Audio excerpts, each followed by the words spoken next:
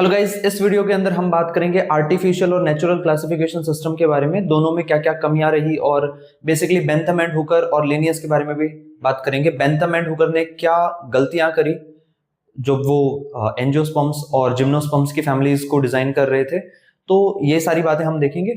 और आइए चलो लेक्चर को शुरू करते हैं। आर्टिफिशियल क्लासिफिकेशन सिस्टम की हम बात पहले करते हैं। तो आर्टिफिशियल क्लासिफिकेशन सिस्टम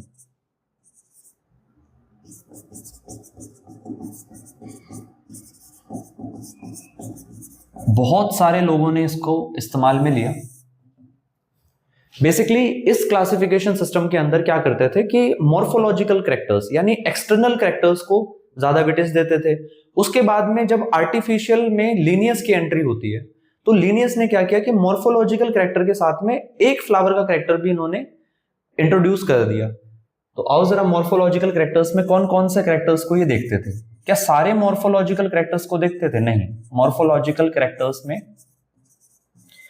आप कह सकते हो कि एक दो। तो कभी अगर क्वेश्चन आ जाए कि भाई 1 और 2 या फिर 2 और 3 कैरेक्टर्स जो हैं वो किसने कंसीडरेशन में लिए क्लासिफिकेशन के लिए, तो आर्टिफिशियल क्लासिफिकेशन सिस्टम को जो जो फॉलो करते थे वो 1 या 2 3 4 कैरेक्टर ले लिए मॉर्फोलॉजी के, बस वही। तो मॉर्फोलॉजिकल कैरेक्टर्स में क्या क्या, जैसे स्टेम्स, भाई स्टेम की हाइट के हिसाब से ट्रीज, हर्ब, शर्ब, ये सब। लीफ को भी ले लिया, रूट को भी ले लिया। और जब हम बात करते हैं लीनियस की तो उन्होंने फ्लोरल कैरेक्टर को भी लिया। फ्लोरल कैरेक्टर में इन्होंने एंड्रोशियम और गाइनोशियम को कंसिडरेशन में लिया। तो एंड्रोशियम और गाइनोशियम, एंड्रोशियम का मतलब है स्टेमन, तो स्टेमन को इन्होंने थोड़ा सा क्या किया, वेटेज दिया। वैसे तो आपको ध्यान ये रखना है कि आर्टिफिशियल जो शुरू में यूज होता था उसके अंदर तो किसी भी कैरेक्टर को वेटेज नहीं दिया गया था, तो नो स्पेशल वेटेज। हम यहां पे इसकी बात कर रहे हैं तो इस पे आपको ध्यान रखना है कि ये लीनियस ने किया था, उससे पहले no special weightage, special weightage जो है वो नहीं दिया गया। ओके, तो लीनियस ने क्या किया, लीनियस ने बहुत सारे कैरेक्टर्स मॉर्फोलॉजिकली देखे और काफी सारे ग्रुप बनाए। ग्रुप्स के अंदर ऐसा लगा कि भाई ऑर्गेनिजम्स को जबरदस्ती रखा गया है, इसीलिए वो ग्रुप बनावटी नजर आया। बनावटी नजर आया मतलब आर्टिफिशियल, आर्टिफिशियल मतलब जो नेचुरल नहीं है, जो ओरिजिनल नहीं है, ऐसे समझ सकते हो आप। फिर हम बात करते हैं नेचुरल क्लासिफिकेशन सिस्टम की। तो नेचुरल क्लासिफिकेशन सिस्टम में जो टेक्सोनॉमिस्ट थे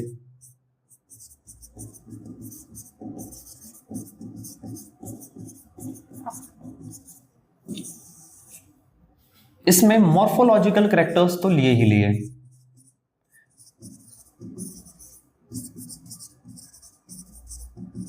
ठीक है। मॉर्फोलॉजिकल कैरेक्टर्स बहुत सारे लिए, ठीक है। तो आप कह सकते हो कि ग्रॉस मॉर्फोलॉजिकल कैरेक्टर्स इन्होंने लिए, मतलब काफी सारे कैरेक्टर्स उठा लिए। मॉर्फोलॉजिकल कैरेक्टर्स के साथ में इन्होंने इंटरनल स्ट्रक्चर्स को भी लिया। अब आप पूछ सकते हैं कि इंटरनल स्ट्रक्चर्स में क्या क्या चीजें हैं, जैसे फॉर एग्जांपल सेल का टाइप कैसे है, साइटोलॉजी ले लिया। एम्ब्रियो डेवलपमेंट कैसे होती है, तो एम्ब्रियोलॉजी ले लिया, ठीक है। केमिकल्स वगैरह को हमने देखा कि कौन से प्लांट्स के अंदर कौन से केमिकल्स हैं, उस हिसाब से उनके ग्रुप्स बना दिए, ठीक है। और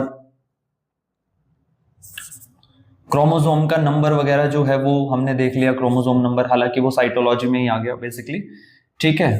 टिश्यू कैसा कैसा है, तो इस हिसाब से हिस्टोलॉजी को भी हमने कंसिडरेशन में ले लिया। ओके, तो बेसिकली नेचुरल क्लासिफिकेशन सिस्टम में नंबर ऑफ कैरेक्टर्स बढ़ा दिए गए थे और मॉर्फोलॉजी के अलावा इंटरनल स्ट्रक्चर्स जो हैं उनके ऊपर भी ध्यान दिया गया था कि उनके अंदर बेसिकली क्या क्या डिफरेंशिएशन अलग अलग प्लांट्स में देखने को मिलता है, ठीक है। तो आपको क्या ध्यान रखना है, नेचुरल क्लासिफिकेशन सिस्टम हो चाहे आर्टिफिशियल क्लासिफिकेशन सिस्टम हो, इनमें फाइलोजेनी एक इंपॉर्टेंट रोल प्ले करती है। जब आर्टिफिशियल क्लासिफिकेशन सिस्टम था तो फाइलोजेनी का सच कोई यूज नहीं करता था, लेकिन फाइलोजेनी एग्जैक्टली क्या होती है, फाइलोजेनी होता है स्टेप प्लस चेंज। यानी देखो, कोई ऑर्गेनिज्म प्रिमिटिव से एडवांस होता चला जाता है तो बीच में कई सारे स्टेप्स आए होंगे और उन स्टेप्स में क्या क्या चेंजेस हुए वो फाइलोजेनी की कंसिडरेशन में होता है। जैसे फॉर एग्जांपल एल्गी को हम पहले पढ़ते हैं, बाद में ब्रायोफाइटा, बाद में टेरिडोफाइटा, बाद में जिम्नो और फिर एंजियो। ऐसा माना जाता है कि भाई एल्गी पहले आए थे और एंजियोस्पर्म्स जो है वो बाद में आए थे। ओके, नाउ फाइलोजेनी को किसी भी क्लासिफिकेशन सिस्टम में ऐड किया जाता है, ये अपने आप में कोई क्लासिफिकेशन सिस्टम नहीं है। हालांकि एनसीईआरटी में लिखते समय वो फाइलोजेनेटिक क्लासिफिकेशन सिस्टम लिख देते हैं, लेकिन आपको ध्यान में ये रखना है कि फाइलोजेनी को ऐड किया जाता है। मतलब अगर इसे लिया जाए तो बहुत अच्छी बात है, ठीक है, नहीं लिया जाए तो मतलब थोड़ा सा वीक क्लासिफिकेशन सिस्टम बनेगा। तो फाइलोजेनी को जब भी आप लोगे तो आप क्या रखोगे कि भाई ए, बी, सी और डी, इन चारों ऑर्गेनिज्म को मैंने एक ग्रुप में रखा, सेम ग्रुप, तो इनका कोई कॉमन एंसेस्टर जरूर होगा, मान लो ई है। तो देखो ऐसे ब्रांचिंग बनती चली जाएंगी आगे आगे, कि किसी का कोई एंसेस्टर है, किसी से कोई बना, उसके बाद में आगे चलते चलते कैरेक्टर इतने चेंज हो गए कि एक नई स्पीसीज बन गई, एक नया ग्रुप बन के तैयार हो गया। तो ये जो है एक ट्री की तरह, एक ब्रांच की तरह देखने को मिलेगा। वैसे डार्विन ने जो कंसेप्ट दिया था ब्रांचिंग डिसेंट, उससे कहीं ना कहीं फाइलोजेनी की इंस्पिरेशन मिली थी। देखो डार्विन ने एक बुक लिखी जिसका नाम है ओरिजिन ऑफ स्पीसीज। उस बुक को पढ़ने के बाद टेक्सोनोमिस्ट को आइडिया आया कि जब सारे ऑर्गेनिजम्स कहीं ना कहीं इवोल्यूशन में एक दूसरे से जुड़े हुए हैं, तो क्यों ना हम ग्रुपिंग करते समय भी इस चीज को यूज में ले लें कि भाई पहले उसे रखें जो पहले आया, बाद में उसे रखें जो बाद में आया। तो इस तरीके से फाइलोजेनेटिक क्लासिफिकेशन सिस्टम का जन्म हुआ। ठीक है, तो फाइलोजेनी हम यहाँ पे इसलिए समझ रहे हैं कि यहाँ पे ब्रांचिंग वगैरह हमें प्रॉपरली समझ में आ जाती है, और फाइलोजेनी ही वो कारण है जिसकी वजह से बेंथम एंड हुकर का क्लासिफिकेशन सिस्टम उतना अच्छा नहीं था। ओके, चलिए देखते हैं। तो ब्रांचिंग यहाँ पे देखने को मिलेगी। बेटा ब्रांचिंग का एक और शब्द होता है जिसे हम कहते हैं क्लैडिस्टिक। तो किसी भी एग्जिस्टिंग क्लासिफिकेशन सिस्टम में आप फाइलोजेनी ऐड कर दो तो बन जाएगा क्लैडिस्टिक क्लासिफिकेशन सिस्टम, या फिर आप कह सकते हो कि फाइलोजेनी उसमें ऐड है तो वो फाइलोजेनेटिक क्लासिफिकेशन सिस्टम का भी पार्ट है।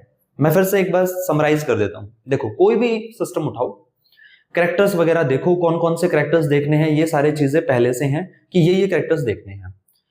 हमें ध्यान ये रखना है कि किसी भी क्लासिफिकेशन सिस्टम में कुछ कुछ वेटेज होती है कि भाई किसी किसी कैरेक्टर को ज्यादा वेटेज दी जाती है, ज्यादा इंपॉर्टेंस दी जाती है। अगर मैं बोलूं कि नेचुरल क्लासिफिकेशन सिस्टम में वेटेज किसको थी, तो फ्लोरल कैरेक्टर्स को सबसे ज्यादा वेटेज यहां पे दी गई थी। फ्लोरल कैरेक्टर्स को मोस्ट वेटेज है। अब फ्लावर किसके काम में आते हैं? देखो फ्लावर प्लांट्स में होते हैं बेसिकली, एंजियोस्पर्म्स के क्लासिफिकेशन वगैरह के लिए भी। जिसमें फ्लावर है तो फ्लावर को वेटेज दे दो, जिसमें फ्लावर नहीं है तो उनमें क्या करो, यहां पे फ्लावर नहीं है अगर, तो रिप्रोडक्टिव स्ट्रक्चर्स को क्या दे दो आप, वेटेज ज्यादा दे दो, रिप्रोडक्टिव स्ट्रक्चर्स। ओके, तो यानी रिप्रोडक्टिव कैरेक्टर्स को ज्यादा वेटेज दी गई थी। क्या लीनियस ने भी रिप्रोडक्टिव स्ट्रक्चर को वेटेज दी? बिल्कुल दी। इसीलिए लीनियस का आर्टिफिशियल भी कहलाता है कई बार कि सेक्सुअल आर्टिफिशियल क्लासिफिकेशन सिस्टम। आपको ध्यान ये रखना है कि कोई भी सिस्टम क्यों ना हो, उसको फेमस करने वाले लोग हम पढ़ते हैं। जैसे for example artificial classification system कई लोगों ने यूज किया, उसे फेमस लीनियस ने किया। वैसे नेचुरल क्लासिफिकेशन सिस्टम कई लोगों ने यूज किया, उसे फेमस जो है वो बेंथम एंड हुकर ने किया। ठीक है, तो यहां पे हमने तीन चीजें बेसिकली समझ ली, आर्टिफिशियल, दूसरा नेचुरल, वेटेज ज्यादा किसको, रिप्रोडक्टिव स्ट्रक्चर, अगर फ्लावर है तो फ्लोरल कैरेक्टर्स को। फाइलोजेनी हमने अलग से समझ ली कि फाइलोजेनी में ब्रांचिंग बनती है, किसी ग्रुप में कोई ऑर्गेनिजम्स को रखोगे तो उनका एक कॉमन एंसेस्टर होगा। इसी ब्रांच जैसे पैटर्न को क्लैडिस्टिक शब्द से भी बता देते हैं, तो क्लैडिस्टिक क्लासिफिकेशन या फिर फाइलोजेनेटिक क्लासिफिकेशन यहां पे कंप्लीट होता है। अब आते हैं हम बेंथम एंड हुकर के बारे में। बेटा बेंथम एंड हुकर ये क्या थे? ये काम करते थे रॉयल बोटेनिकल गार्डन में। तो ये काम करते थे रॉयल बोटेनिकल गार्डन में। वहां पे ये क्यूरेटर थे। क्यूरेटर मतलब जो अलग अलग प्लांट्स की स्टडी वगैरह करते हैं, अलग अलग प्लांट्स के सैंपल्स वगैरह एक्वायर करते हैं। ठीक है, तो इन्होंने क्या किया, इन्होंने स्पर्मेटोफाइट्स यानी सीडेड प्लांट्स, स्पर्मेटोफाइट्स मतलब सीडेड प्लांट्स। अब स्पर्मेटोफाइट मैं बोलता हूं तो आपके ध्यान में आता है जिम्नो और एंजियो। और एंजियो में दो ग्रुप हैं, मोनोकोट, एक है डाइकोट। ओके, तो ये बेसिकली इनकी जो स्टडी थी वो स्पर्मेटोफाइट्स यानी सीडेड प्लांट्स पे थी।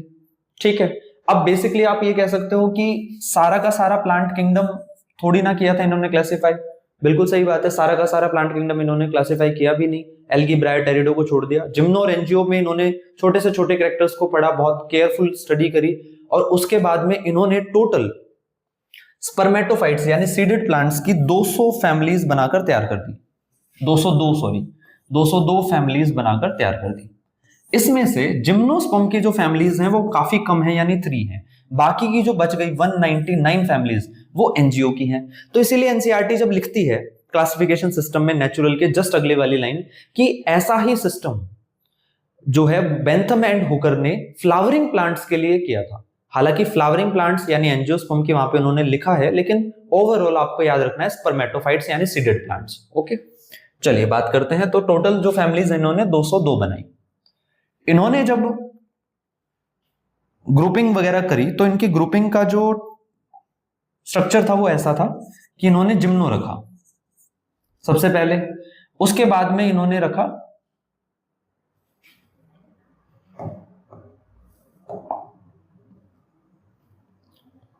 जिम्नो रखा, उसके बाद में मोनोकोट रखा, और जिम्नो से पहले इन्होंने रखे थे डाइकोट्स।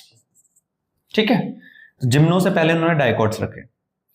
तो सबसे पहली बात इस हिसाब से ग्रुपिंग करी।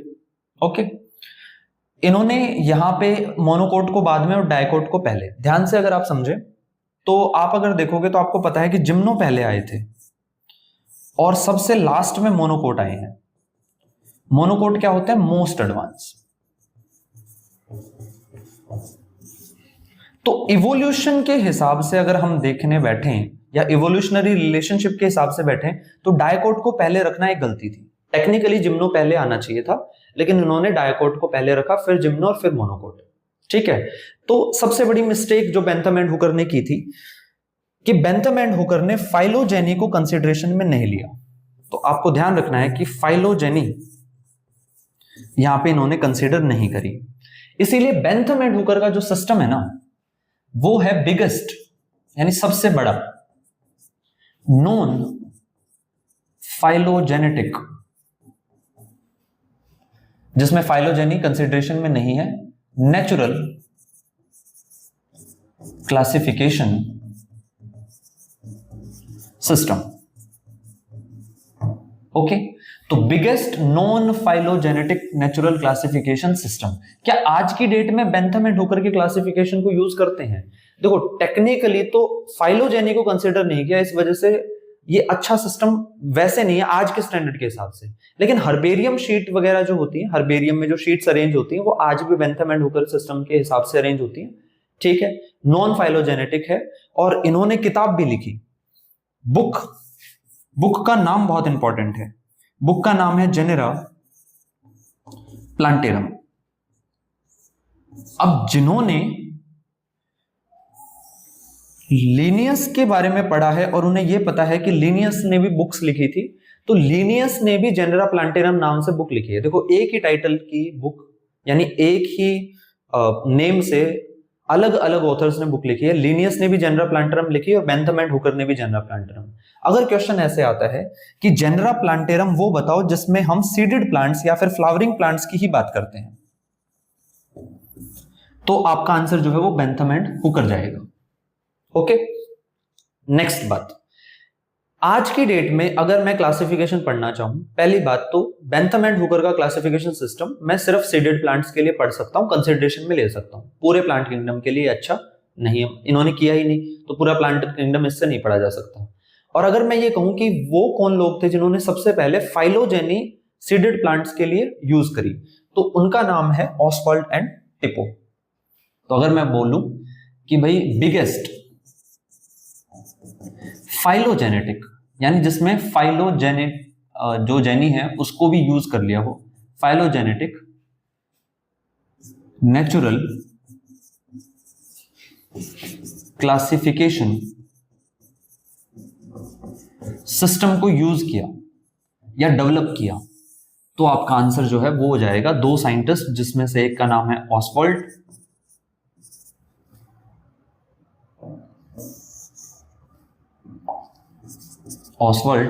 और दूसरे साइंटिस्ट हैं टिपो। तो बेंथम एंड हुकर की मिस्टेक, फाइलोजेनी को कंसिडरेशन में नहीं लिया। आज की डेट में जो नेचुरल चलता है उसमें फाइलोजेनी कंसिडर करते हैं, ठीक है। तो आज की डेट में हम फाइलोजेनेटिक नेचुरल क्लासिफिकेशन सिस्टम पढ़ते हैं, ओके। तो इस तरीके से नेचुरल और आर्टिफिशियल, मेरे ख्याल से आपको समझ में आया होगा। नेचुरल क्लासिफिकेशन सिस्टम में कैरेक्टर बहुत ज्यादा ले लिए, इस वजह से हमने सिमिलैरिटीज और डिससिमिलैरिटीज के हिसाब से जो ग्रुप बनाए हैं वो ज्यादा अच्छे लगते हैं। वो अच्छे इसलिए लगते हैं क्योंकि ज्यादातर ऑर्गेनिज्म एक दूसरे से काफी मेल खाते हैं। आर्टिफिशियल क्लासिफिकेशन सिस्टम में ऐसा नहीं है। एक और प्रॉब्लम है, आर्टिफिशियल क्लासिफिकेशन सिस्टम में ज्यादातर वेजिटेटिव कैरेक्टर्स को वेटेज दी है, या फिर ऐसे मान लो कि वेटेज किसी को भी नहीं दी, तो देखने से बाहर हमें ज्यादातर वेजिटेटिव कैरेक्टर्स नजर आते हैं। वेजिटेटिव कैरेक्टर्स बहुत जल्दी बदलते हैं, स्टेम की हाइट, लीफ का साइज और ये जो रूट वगैरह है ये जनरली चेंज हो जाते हैं सॉइल के चेंज होने पे, एनवायरनमेंट के चेंज होने पर, स्टेम के कलर में चेंज आ सकता है। तो इस तरीके से आज की डेट में नेचुरल क्लासिफिकेशन सिस्टम यूज में लिया जाता है। कौन सा वाला? वो जिसके अंदर फाइलोजेनी हम कंसिडर करते हैं। और बेंथम एंड हुकर ने जो क्लासिफिकेशन सिस्टम यूज किया था वो non phylogenetic classification system use किया था। तो थैंक यू सो मच। इस लेक्चर में इतना ही। और कोई वीडियो अगर आपको चाहिए तो आप कमेंट कर सकते हैं।